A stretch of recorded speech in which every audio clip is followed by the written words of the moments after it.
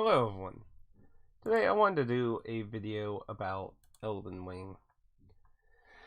As I'm sure many of you probably have always seen before during the initial release, a lot of Western devs really shat on Elden Ring hardcore. Like, a really much. It's crazy. Like, supposedly, I think the one guy who was complaining about the UI, and I'm not going to show any of the photos of these people, because these are the kind of people in that will send cease and desist letters and things to YouTube, because there have been cases where people use being shown a screenshot of their Twitter account as doxing, even though it's a public forum, which in that sense doesn't really make sense, but people have done it, and I know one video I actually had kept as a resource for some screenshots of these, so I don't have access to these now because the video was actually struck down by one of them. So I will not be showing any of these. I wasn't originally anyway, but I mean, it is. I just mentioned it because it's just basically proof that one of these people are freaking out and taking people's videos down unfailingly because they're giving criticism and shade to them because of their comments. So I will only be referring to the statements, not who they are, by name at least.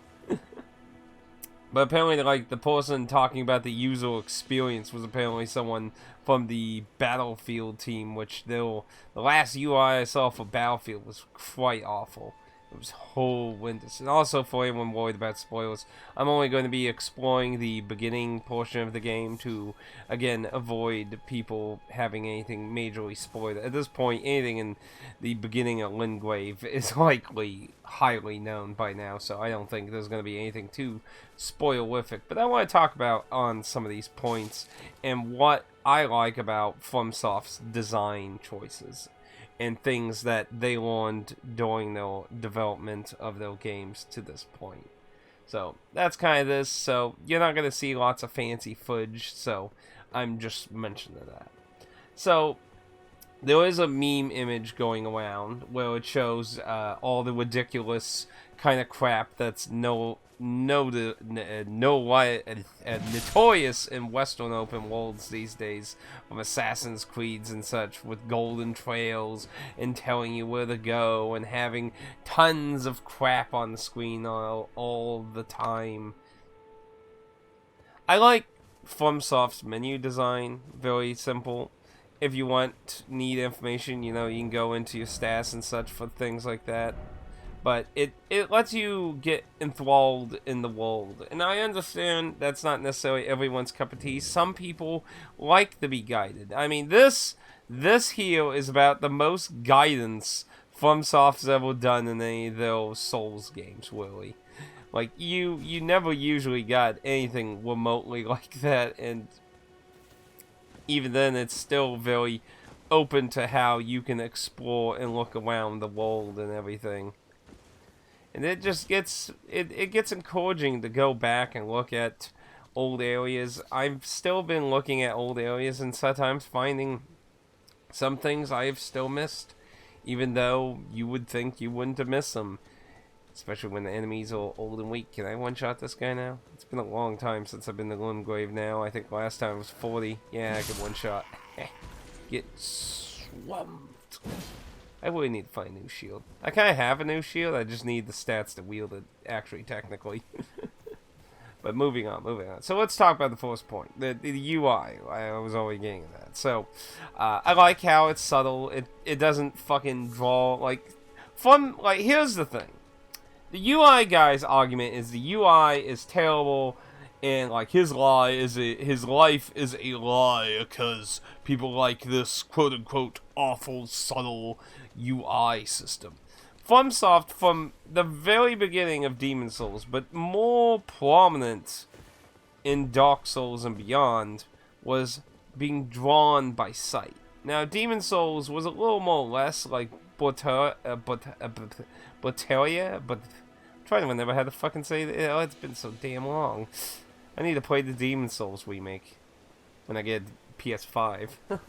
But They did have in some of the more open areas like the Kingdom and Demon Souls, but obviously Dark Souls 1 and beyond, it became more of a thing where you can see places you're going to go to and places you came from.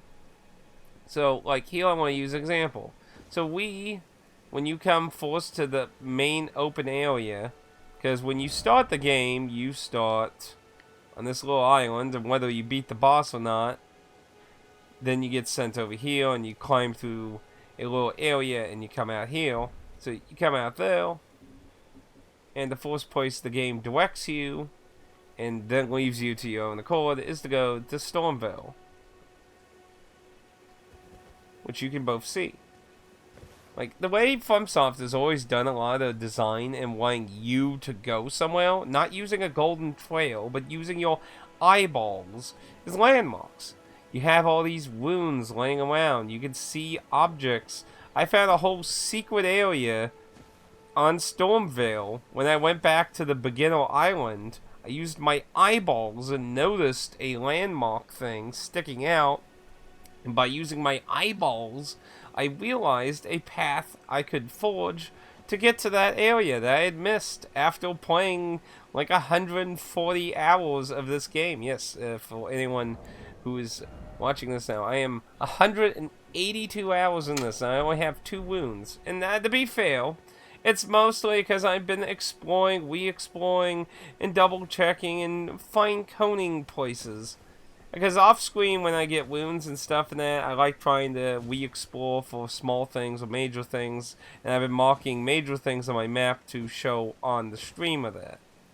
But FromSoft has this very nice design to draw your eyes with attention, like you have in the Eden Tree in the background almost constantly, no matter where you are in the open world, to give you an idea where the capital is and such.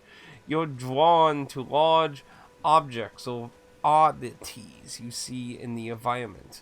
They use things. Another common trope they use is stuff like ways of making pathways, whether it be objects. One of the common ways FromSoft has done from way back is lanterns. If you've noticed that Bloodborne, Dark Souls, and that, they've used lanterns to help guide you. Like the notorious Blight Town in Dark Souls 1, if you follow the torches, they lead you through Blight Town for the most part. Like, they use things, like, look how all these dead corpses on these are. You know, they're all here drawing you towards this church, which is recommended to go to, because it has the first notable merchant at it. Like, they use the design of the world itself to draw you to things. And if you're used to a golden line from, like, Fable, like, Fable's, like, the earliest example of the golden trail thing I've ever can remember. I don't know if it was the first or not, but, you know, it's such a common thing in Western open worlds to have this big, glowing trail lead you to where you go. And that's because, let's talk about, like, why is that? Why did that become a thing? Because Western devs have 2 things they want you to do in their open worlds. They want you to experience everything. They want you to find all these things. They don't want you to miss them or risk missing them. So they forcibly force you to know where to go in that. But the other way is, sometimes they've made them too convoluted in a way. That's not always the case. And I'm sure some people are snickering, convoluted, have you never played a Dark Souls questline? And I'm not going to lie, I mean, some questlines in the Souls games are also convoluted. But here's the difference, I'd say, between FromSoft and a lot of Western devs right now. FromSoft doesn't care if you miss something. They want you to experience the game your way. And whether you go into the detail of trying to save or help someone, or murder or ignore someone, is left to you. You're not being handheld. You paid for the product. You're being allowed to, for the most part, do what you want. You want to kill that person? Go ahead. There's only a few cases where you can't. And to be fair, in Elden Ring, they have ramped up that by making areas where you can't normally attack in by normal means. Oh, is this? That's a weird place for one of those. But yes, use your eyes, your eyeballs. Use your free will. I feel like too many people might have been, like, too... How should I say? Like, handheld with modern games. But... That's it. So, the next dev that made a comment in the infamous tweet of 3 devs is no PC graphics, stability, and performance. Now look, all games have problems, and I'm not going to excuse. FromSoft has had issues before too. I mean, it's not their first game, it's not their last game. They'll have problems. Every game will have some kind of problems. It's really rare to find a game with no problems. Like, you know, I gave Persona 5 my highest kind of praise that I usually do in kind of a review. Because I didn't experience any problems. I've never heard of any problems. Now, you know, recently I saw actually some speedrunners have apparently broken Persona 5 and actually figured out how to actually get out of the map by a weird way of encountering enemies and allowing them to skip parts of dungeons. But it took people time to find. But overall, Persona 5, I never found anything broken or anything in it at all. But, you know, that's just an example that even though I didn't, somebody actually did find a way to break the game. To a certain extent. It allowed them to skip certain sections. You looking at me, Al? You looking at me? But now you're looking at the ground. Now let's use the swamp over here as another example of landmark using your eyeballs. Before I go on to the performance thing, actually, since we're over here. Now you can see that tree, and if you've been playing Elden Ring, you'll know all these more minor trees have avatar enemies at them that you fight for tears for your new kind of potion here, allowing you to make interesting mixes. You can see some wounds in that, but you're just drawn to go look at places, and that's why you get the binoculars in that. See, you got that wounds right there to go look at. You go look at places, and then you got valleyways that are natural places that will likely hide secrets. And I think even the map, which is a completely new thing for the Souls games, they've never had a map before, but even as you unlock the map, you know, you can see suspicious places like at the end of pathways and that, and like, you know, I feel like that's an interesting landmark in that. They do a pretty good job of marking buildings and things to go check out and stuff. I found they did a good job on that. But anyway, to the next one. The stability performance. Now, PC version. There's no real excusing it. FromSoft has basically always sucked on their PC version. They are much more console-oriented, and the PC end has always taken a lot longer to get more down after its release. I'm not going to excuse them be like, you know, it should be expected that. I mean, it has been normal for them, but that's not an excuse to pardon it. The PC version has been bad. Now, graphically, though, graphics is... I honestly hate talking about graphics all the time. What the hell is that? Is that bones inside that? What the hell? It's like tumbleweed with stuff in it. It looks like a wok. I thought it was a tumbleweed. I never noticed any woks like that. But, graphic fidelity is a subjective matter, and when it comes to me, I will fully admit, I'm not a graphical person. I'm an aesthetic person. And there's 2 reasons I'll tell you I'm like that. You want to fight? Come on. Give me your best shot. Missed.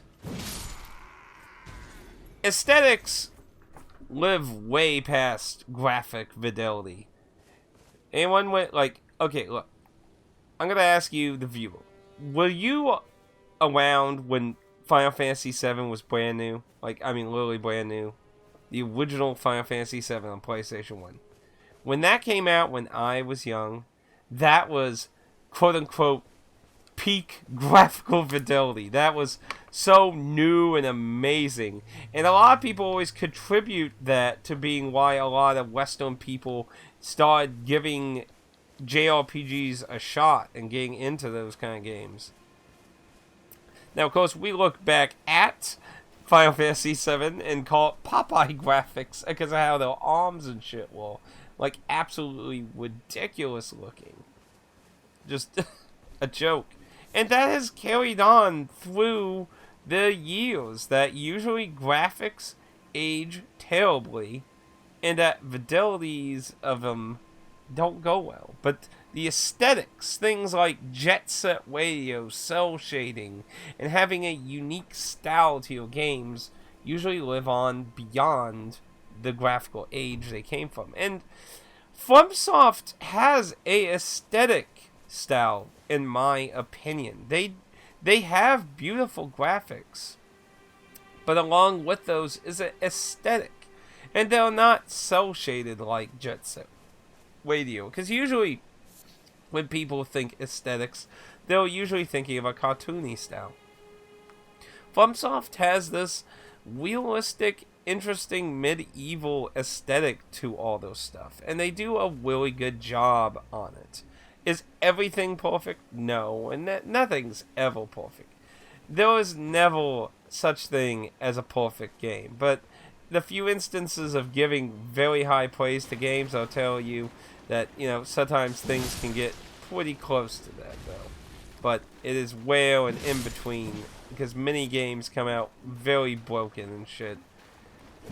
And that's another thing I could criticize with Elden Ring, because, as I mentioned before, I joined a DRM group that likes testing physical media without their updates and seeing how well that is to preserve that game.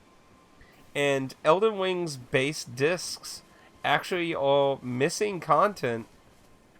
Like, for example, I asked the person to also give me their footnotes and stuff when they're done, because I think they're going to finish way before I am because of my overtime problem and exploring a lot. But interesting, like, they were trying to look for a talisman. So I told them the first sealed talisman I found, which was the Dragon Communion. But then I also found these other two.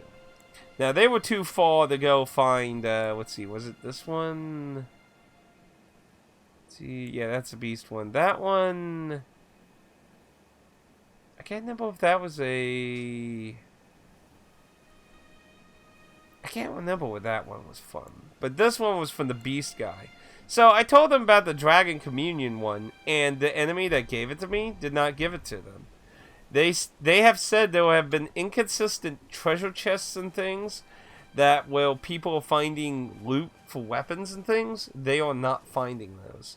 So the base game is missing things, and apparently certain quests and things were added through updates, so the base game is a little on the physical media is missing things. So it'll be kind of interesting to see what the cliff notes on stuff like that is. I'm sure the game is still finishable, like in the story sense, but it is a bit of a shame that certain things aren't there, because they add to the world building, you know.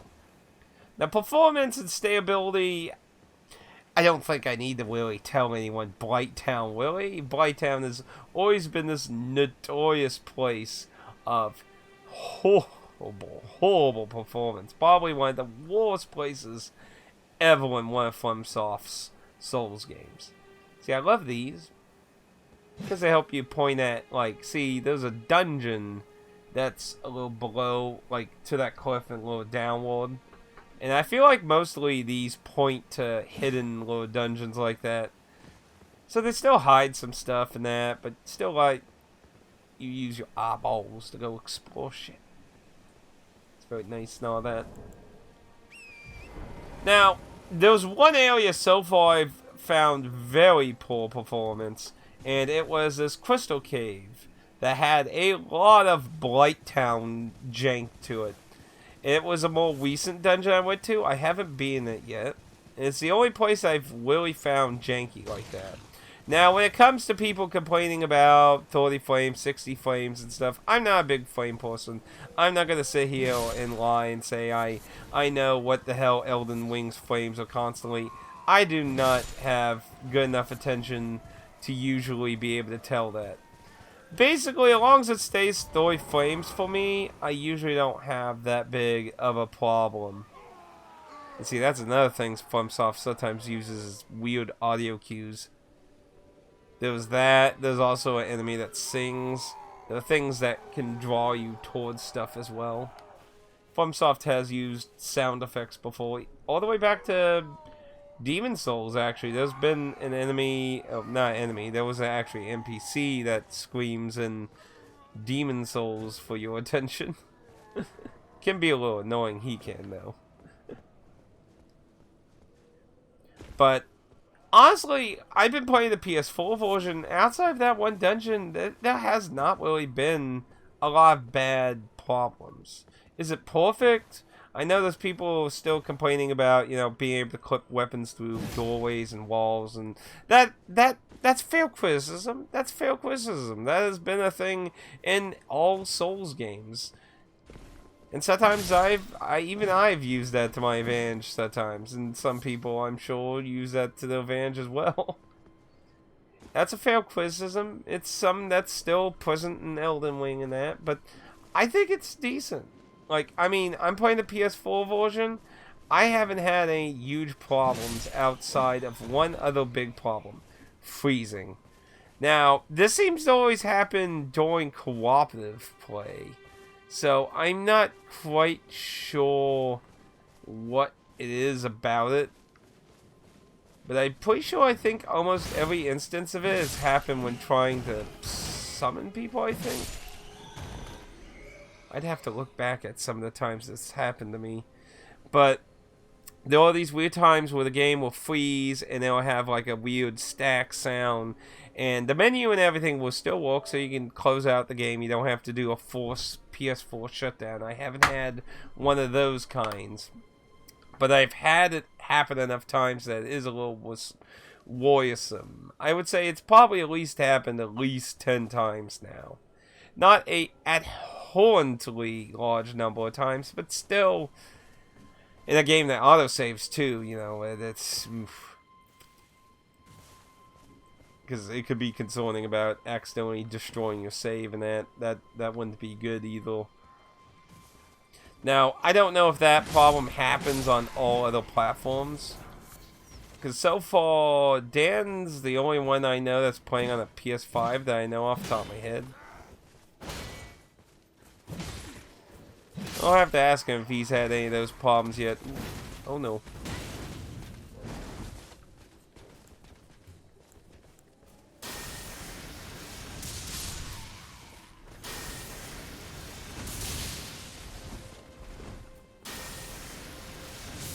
Dodging, huh?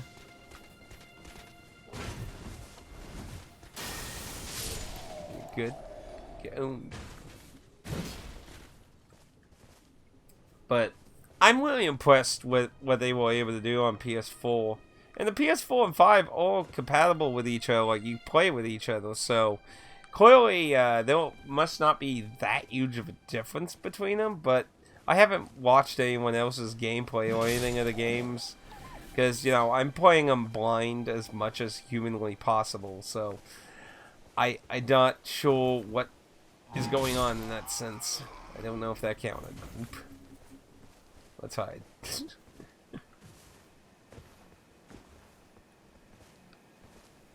Call.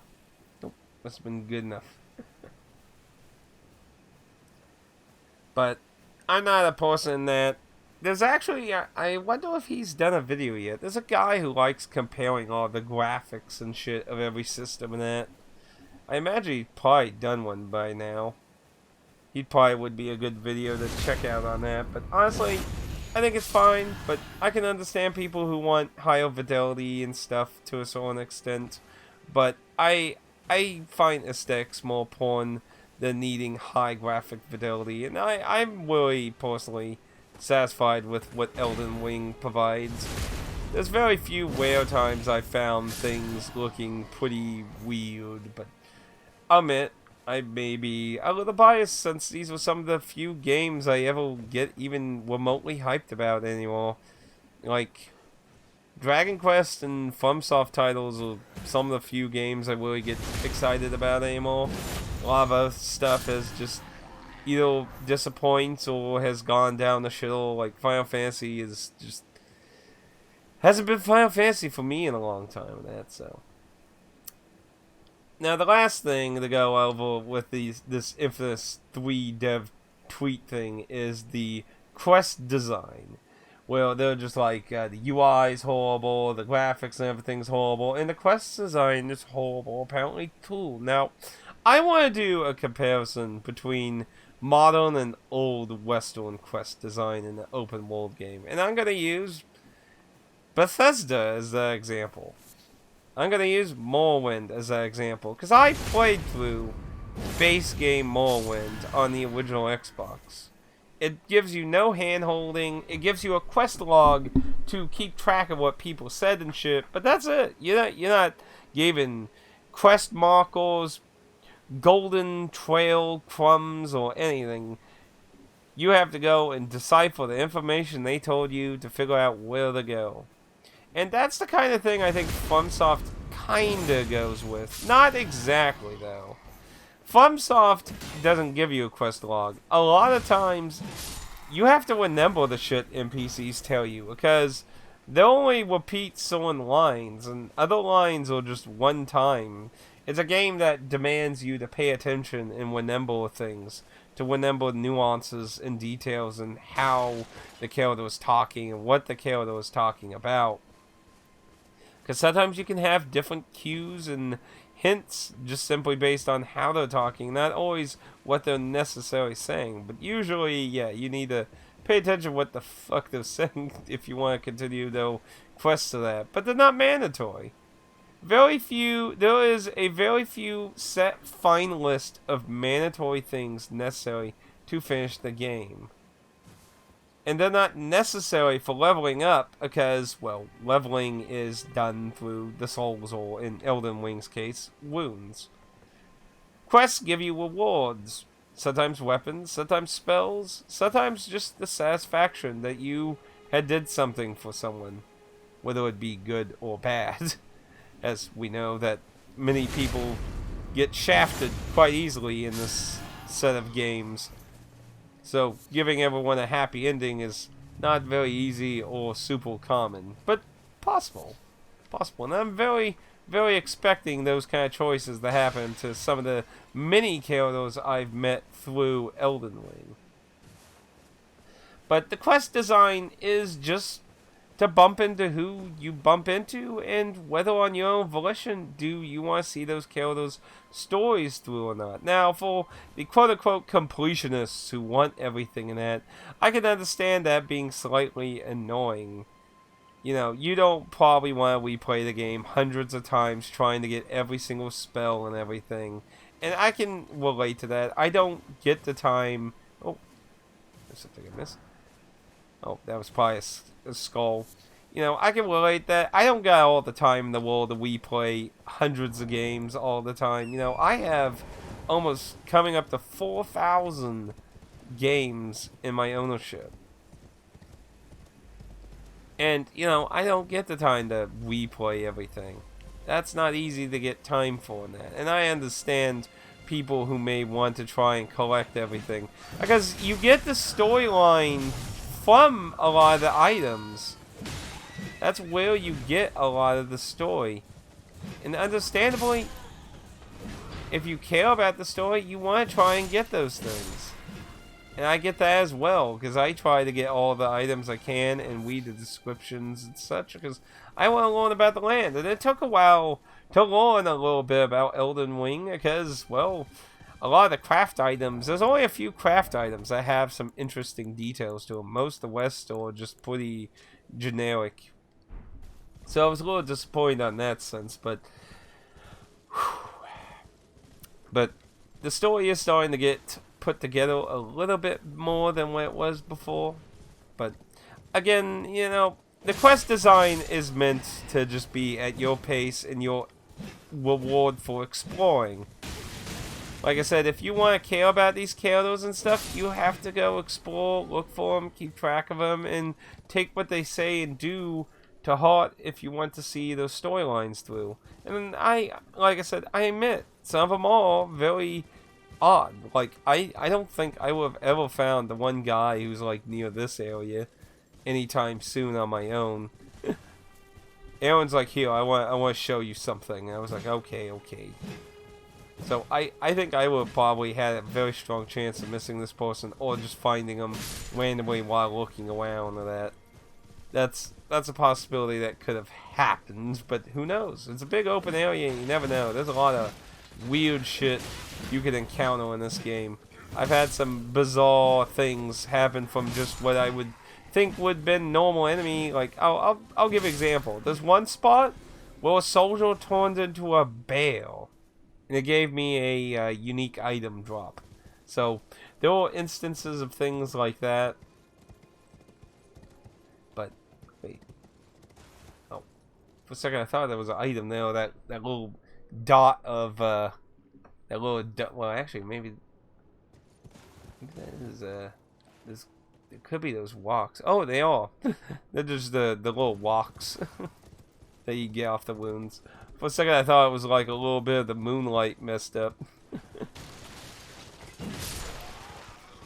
But the quest design is not meant, again, similar to what we were talking about, the way they draw you in with sight and stuff. You know, you're not always meant to find everything when it comes to the playing the game in a blind sense.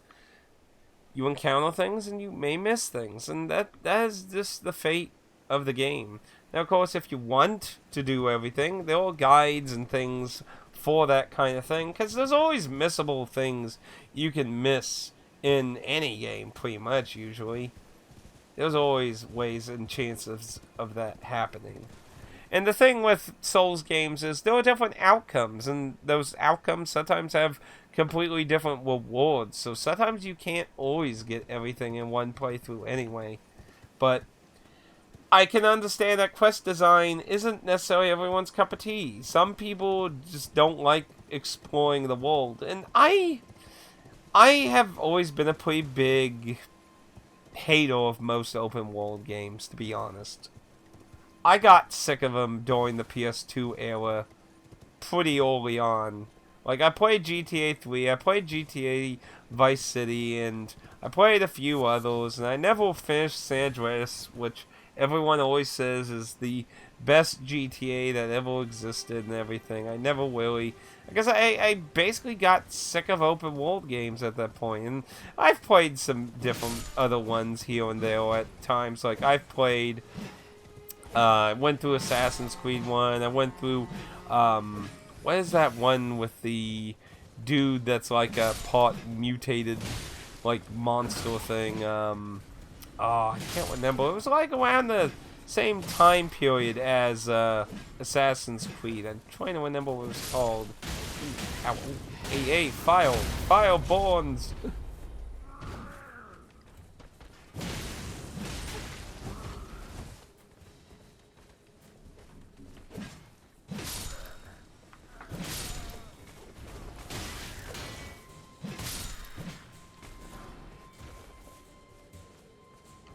But, sorry, getting distracted from trying to fight.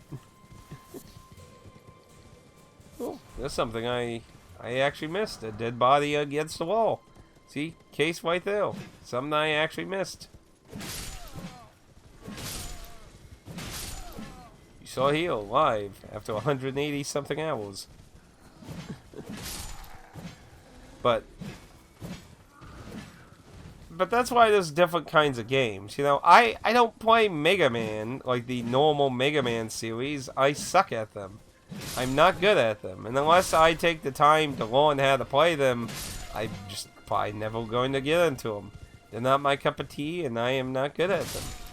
I do like FromSoft's games. I may not be the greatest at them, but I enjoy the challenge of how rewarding they are. And some people might have that kind of feeling with Mega Man. Like, there's different games for different blokes. It's just, that's how it is. These people Because, of course, when Elden Ring came out, along with these criticisms, was the usual crowd, easy mode, and all that kind of crap. When, to me, like, the Souls games have that kind of shit built into them. Like, that's a part of the game to be able to adjust the difficulty based on how you play it in on and level up.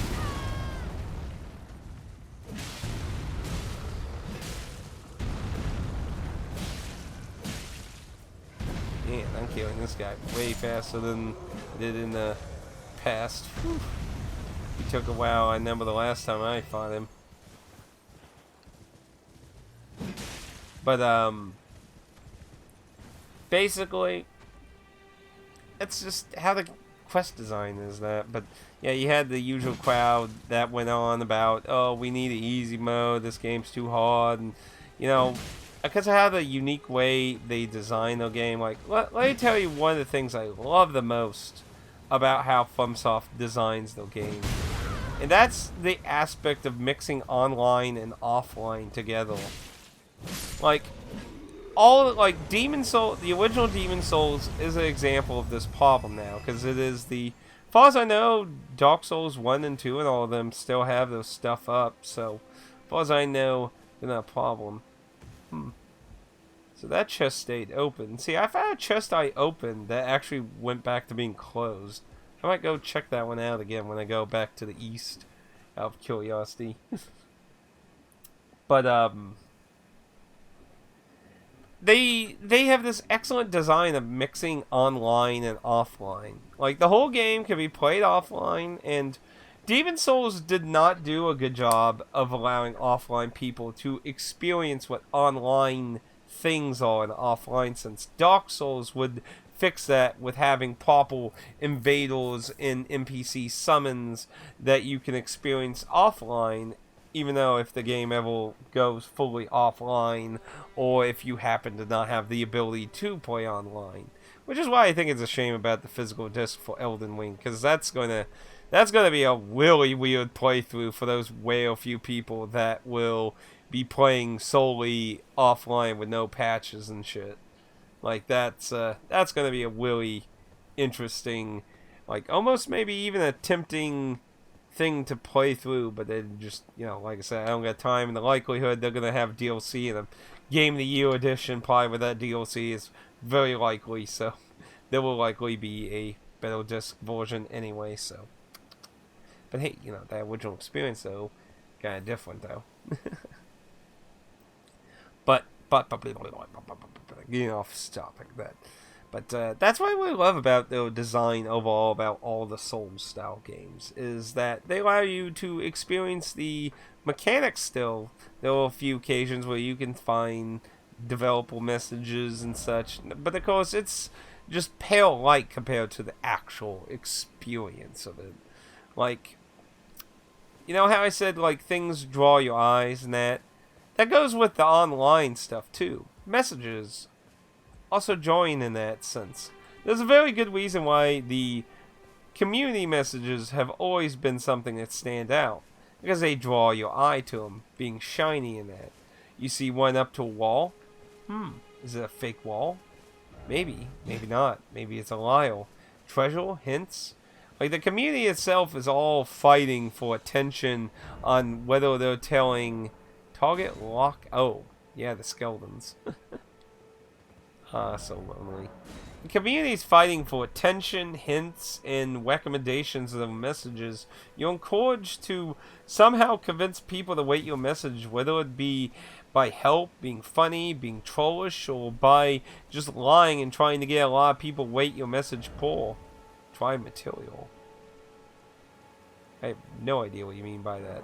But I usually wait good, because, you know, I try to be nice to everyone myself. Try to be a nice...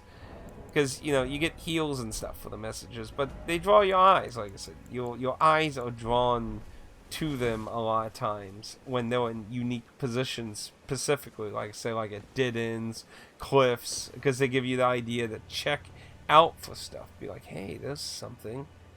You know, like those skeletons, though. Like, if maybe you haven't been down there and somebody points out those skeletons, you'd be like, oh, wow, there's skeletons or something hanging there. I might want to be careful about that. That could be very dangerous, possibly. Drink.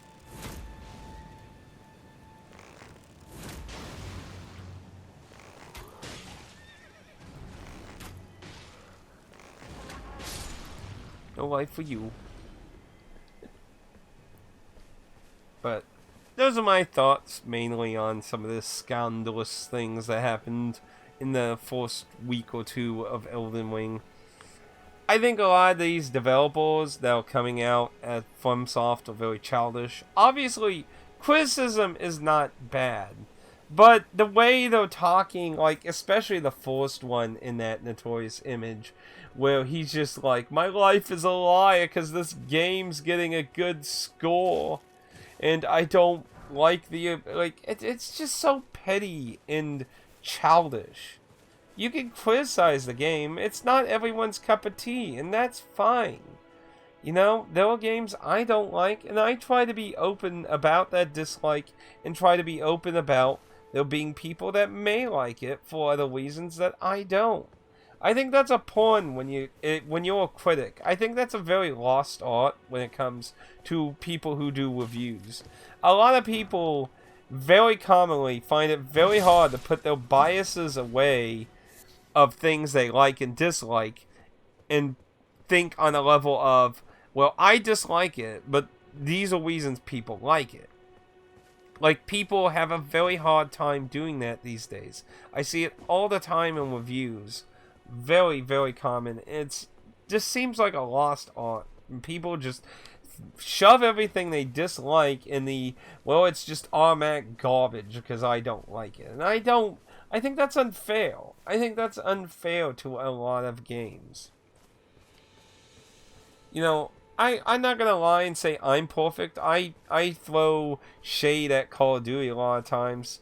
I'm not going to say I'm perfect about either. But when I do a review, I try to be very good about that.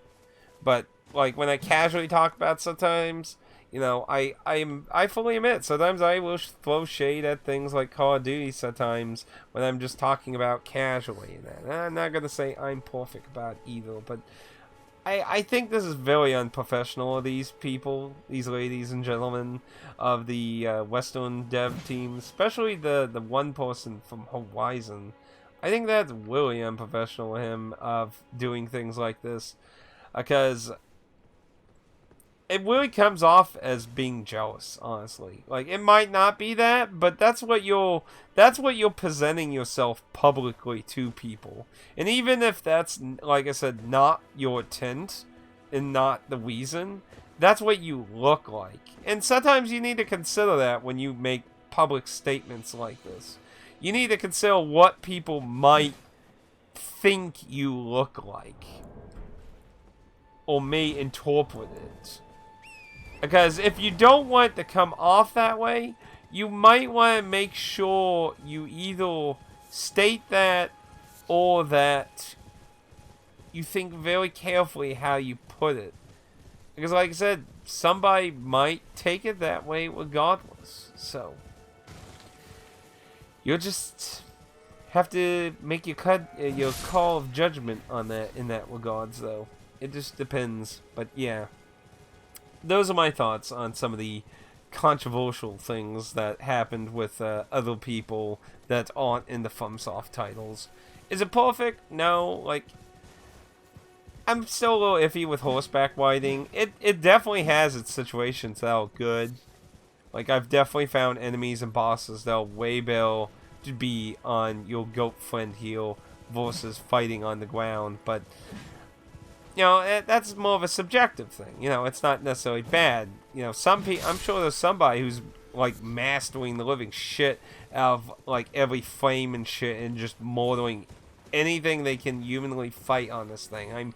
I'm sure there is somebody like that. You know, it's just point to recognize things like that, where it's just more subjective versus actually being bad or good in that. And I think Elden Ring is a really solid game.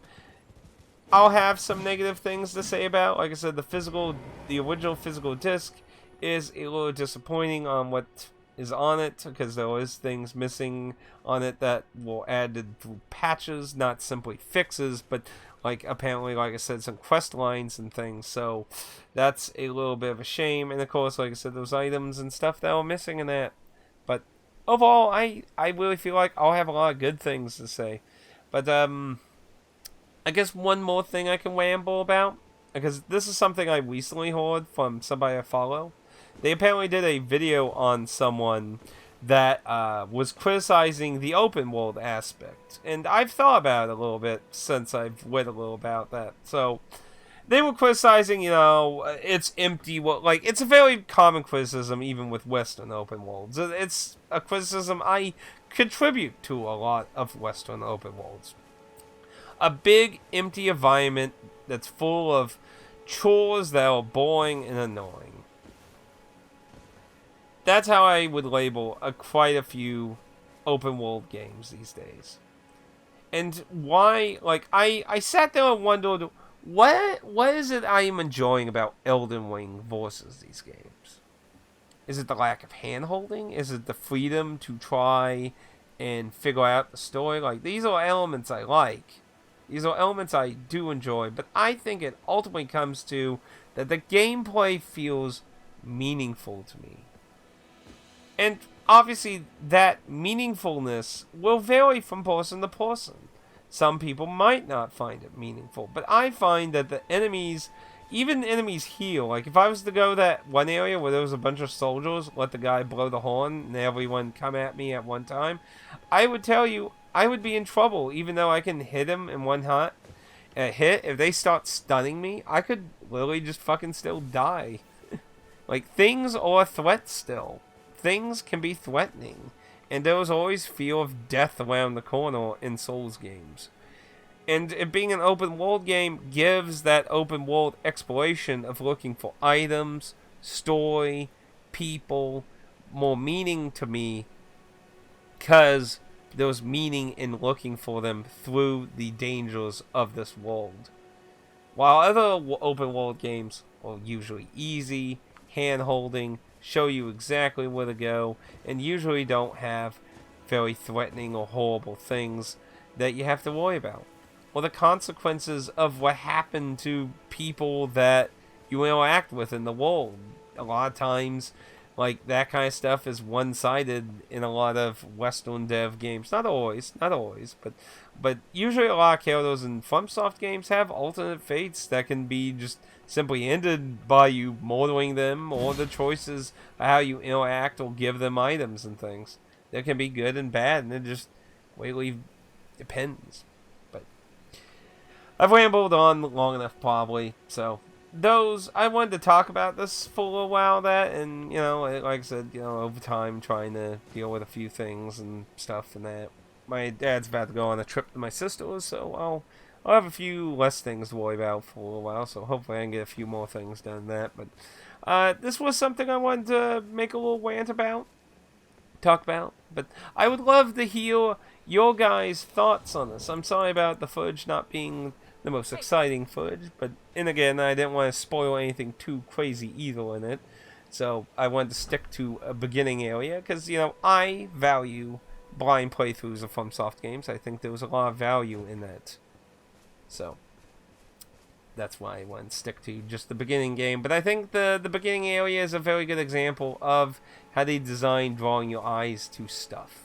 So I think just right off the bat, they do a good job on that, and they do that throughout the world. So, and man, there's a lot of gorgeous views in this game. Go get Elden Ring. It's great. Fantastic. Maybe not the PC version, though. But that's up to you what your consoles or PC. Though PC might be better at this point, a little more stable, I would imagine. I know the launch was rocky for PC, and that's not surprising, like I said. But I went on long enough, so let me know what you think. I'd love to hear your thoughts on these and any other things you might have heard in the pipeline of these devs that all came out in a more negative sense, in a less professional way, I could say, in my opinion.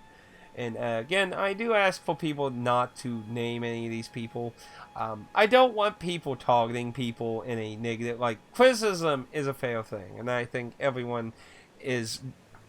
It's fair to criticize anyone in a fair way, but obviously, I don't want people targeting harassment things at people, even though one of these people is likely unfairly taking people's videos down because they showed their tweet and it's causing harassment or something. Like, people have control over randos.